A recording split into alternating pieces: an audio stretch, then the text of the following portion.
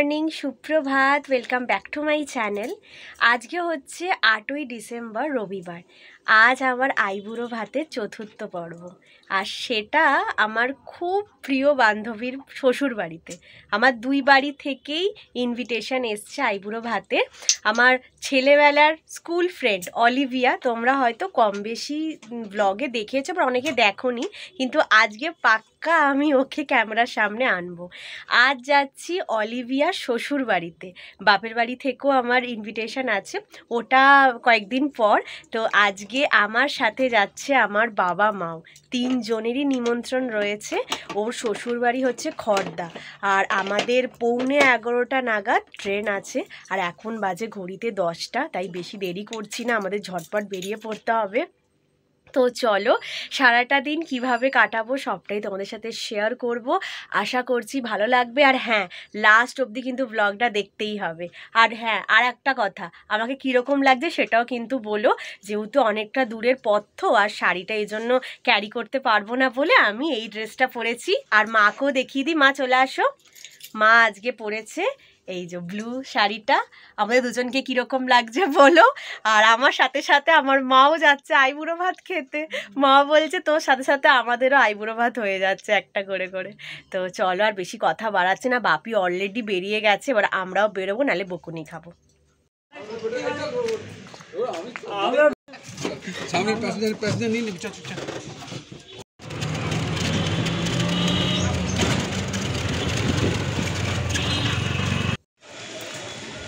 Launch ঘাটে এসে গেছি, লঞ্চ ধরবো, যাবো আইরিটলা, ওখান থেকে ট্রেন ধরবো।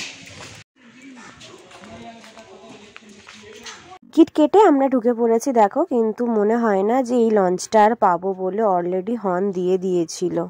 জাস্ট এলাম আর লঞ্চটা বেরিয়ে গেল, পিছন দিয়ে দেখতেই পাচ্ছ যাচ্ছে। আমরা নেক্সট লঞ্চের জন্য আবার অপেক্ষা করছি। আগে যখন কলেজ যেতাম তখন ডেইলি লঞ্চে করে এপার থেকে ওপারে যেতাম, কিন্তু অনেকগুলো বছর পর আবার লঞ্চ ঘাটে গেলাম। আর কুয়াশায় ঢাকা চারিপাশটা দেখতে এত সুন্দর লাগছে। আর মা ঠিক নিজের জায়গা করে একটু বসেও পড়েছে, একটু রোদটা ছিল বলে।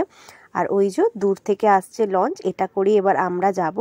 আমরা অলরেডি বসেও পড়েছি, আমি মা এদিকটা বসেছিলাম, আর বাপি একটু 2-4 জনের পরে বসেছিল।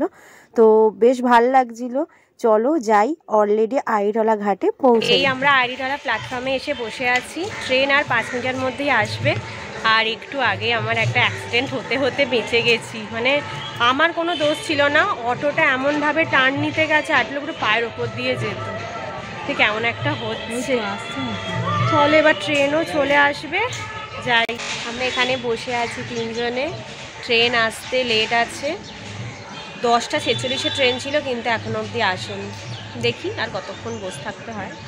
মোটামুটি 11:30টায় ওদের বাড়িতে চলে যেতে পারো, 11:45টার মধ্যে। এই জাস্ট অ্যানাউন্স করলে এবার ট্রেন ঢুকছে, 2-3 মিনিট লেট। ওই যে আমাদের ট্রেন ঢুকে গেছে অলরেডি। এই স্টেশন থেকে প্রথম যাচ্ছি মা বাপিকে নিয়ে।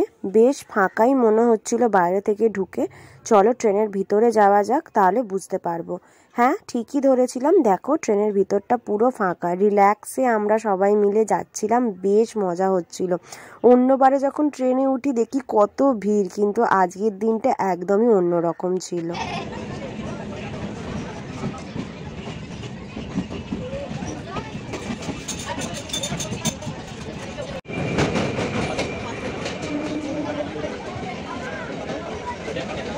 পুরো ফাঁকা ট্রেন, মানে আমরা একদম আরামসে যাচ্ছি।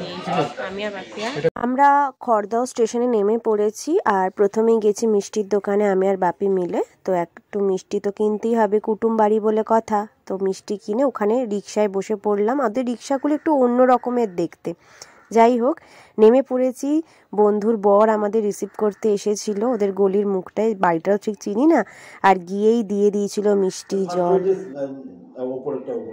হ্যাঁ স্যার, ঠিক আছে, কিন্তু যদি আপনি না রিনিউ করা দেন তাহলে আপনাকে আবার নতুন করে করালে আবার ক্যান্সেল হয়ে যেত, আবার নতুন করে করতে হতো, আবার 1000 টাকা খরচা। এখন সব কত নিয়ম হয়ে গেছে না। এই যে আমার বন্ধুর বাড়ি, এটা ওর বেডরুম। আমাদের একবার ফুল লুকটা দেখিয়েও দিচ্ছি ওর মিরর দিয়ে। এটা ওর ড্রেসিং টেবিল, আর এই দেখো ওর এটা বেডরুম। আমরা এতক্ষণ বসে মিষ্টি জল সব খেলাম। আর ওর বাড়িটা খুব সুন্দর, এটা দোতলা। আর এখানে মা আর বাপি বারান্দায় দাঁড়িয়ে আছে, এটা ওদের বারান্দা। ও এখন নিচে গেল, ও এখন স্নানে যাচ্ছে। ওর সাথে এখনো দেখা করানো হলো না, কারণ ও বলছে আমি আগে স্নান করে আসি তারপরে তোর ক্যামেরায় আসবো। তো এই একটু আমরা বসে আছি। আর এদের পরিবেশটা খুব সুন্দর, খুবই সুন্দর। আর বিয়ের সময় একবার এসেছিলাম ওর রিসেপশানে, তখন এসে ওদের শ্বশুরবাড়িটা একবার দেখে গিয়েছিলাম। আর আজকে দ্বিতীয়বার আবার এলাম। এতক্ষণ সবাই মিলে বসে কথা বলছিলাম, ওর শ্বশুর মশাই, শাশুড়ি মা সবাই এসেছিলো, তাই জন্য তখন আর কোনো ভিডিও করিনি। এবার একটুখানি বসি, ও একটু স্নান করে আসুক, তারপরে আবার আমার শুরু হবে আইবুড়ো ভাত খাওয়া। তো তোমরা দেখতে থাকো।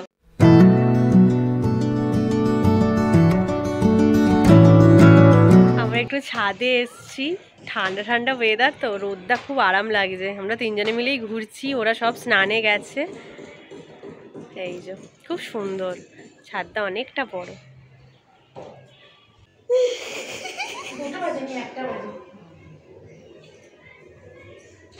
একটু হাই হ্যালো করে দে আমার ব্লগে।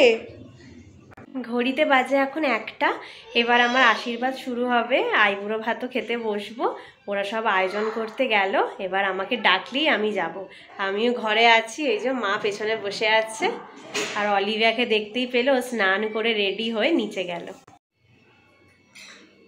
ওই ডোরে এই সব করে করো।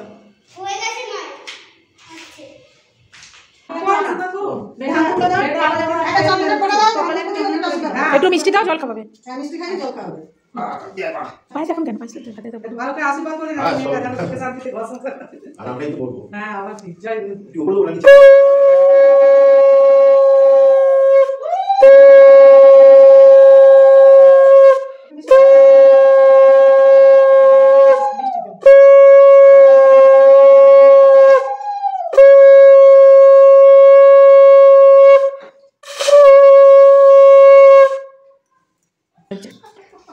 हेमा मालिनी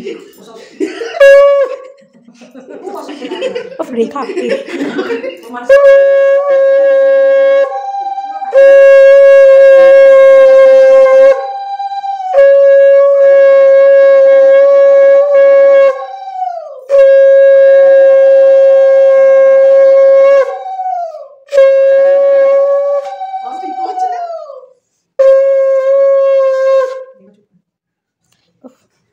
years रेखा दो दीदी जा काकी बजा 49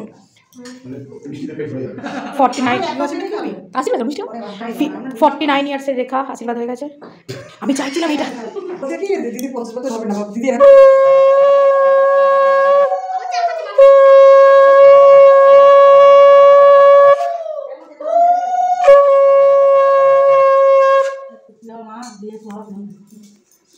বিয়ে পর ভালো হয়ে যাবে।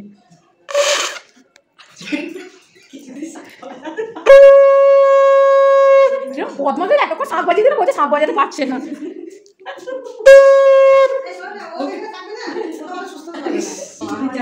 বসো ভালো করে।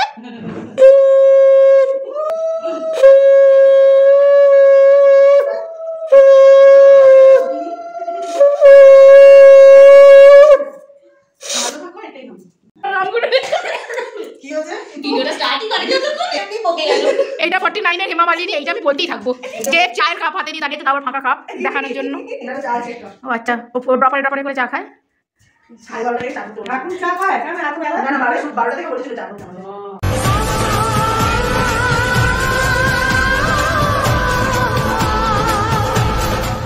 কি সুন্দর করে আয়োজন করেছে, তোমরা দেখলে। সারা সকালে ঘুম থেকে উঠে এত কিছু করেছে, কি ভালো লাগছে আমার দেখে। আমার বন্ধু কিন্তু একাই 100, সেই ভোরবেলায় উঠে আমার জন্য এত পঞ্চব্যঞ্জন রান্না করেছে। আমার যে দেখে কতটা আনন্দ হচ্ছে কি বলবো, পুরো সংসারই হয়ে গেছে। আর দেখো নিজের হাতে যত্ন করে আমাকে কি সুন্দর সাজিয়ে খেতে দিয়েছে। আমার খুব ভালো লাগছিল সেদিন, তোমাদের বলে বোঝাতে পারবো না। এখন আমি ভিডিওটা এডিটিং করছি, কিন্তু মনটা সেই দিনেই পড়ে আছে। সারা দুপুর বসে জমিয়ে আড্ডা দিলাম, একটু রেস্ট নিইনি, কিন্তু এই আড্ডাটা অনেক দিন ধরে মিস করছিলাম। একসাথে আসাও হয় না আর দেখাও হয় না একদম ওর সাথে। তো যত স্কুল লাইফের কোচিংয়ের সব গল্প আমরা সবাই মিলে বসে এখানে করছিলাম। একটুখানি প্রথম দিকে ঘুম ঘুম পাচ্ছ, তারপর আর ঘুম কেটে গেছে। তো এখন ঘড়িতে বেজে গেছে 5টা, এবার বেরোতে হবে, কারণ আসার সময় ট্রেনে এসছি, যাওয়ার সময় এখান থেকে ডিরেক্ট একটা বাস আছে শালকিয়ার, তো বাসেই যাব। এই উঠে জ্যাকেটটা একটু পরলাম, ঠান্ডা ঠান্ডা লাগছে, সন্ধেবেলা হয়ে গেছে, মাও ওখানে বসে আছে, এবার আমরা বেরোবো। খুব ভালো আছে।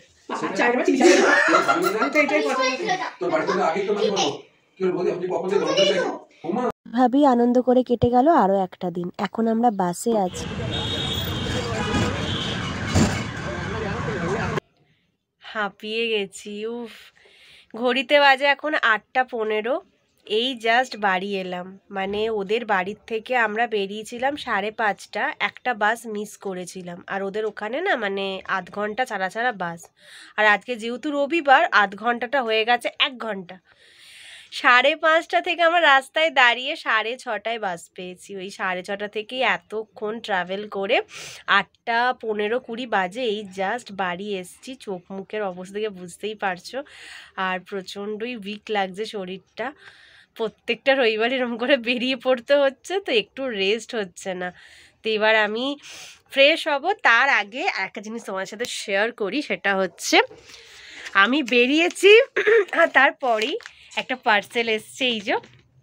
এই পার্সেলের মধ্যে কি আছে আমি ফ্রেশ হয়ে এসে তোমাদের সাথে শেয়ার করছি। আমিও খুব এক্সাইটেড, এটার ভেতরে কি জিনিসটা যে আমি অর্ডার করেছি সেটা ঠিকঠাক করে এসছে কি না।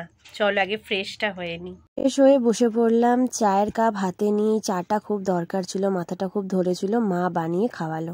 এই যে পার্সেলটা তোমাদেরকে বলেছিলাম দেখাবো, আমি অলরেডি খুলে একবার দেখে নিয়েছি যে ঠিকঠাক এসেছে কি আসেনি। তোমাদেরকে জাস্ট একবার দেখিয়ে দিই। এই যে দেখে বুঝতেই পারছো, লিপস্টিক নিয়েছি।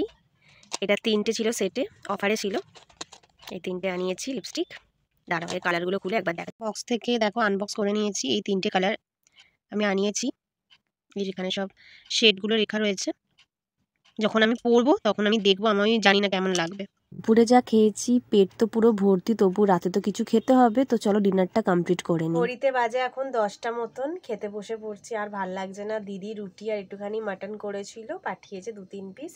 তো খেয়ে দিয়ে শুয়ে পড়ব। আজকের ব্লগটা এইটুকুই রাখছি, আশা করছি তোমাদের ভালো লেগেছে। ভালো লাগলে প্লিজ লাইক করে দিও আর কমেন্ট করে জানিও কেমন লাগলো। চলো টাটা, সবাই ভালো থেকো।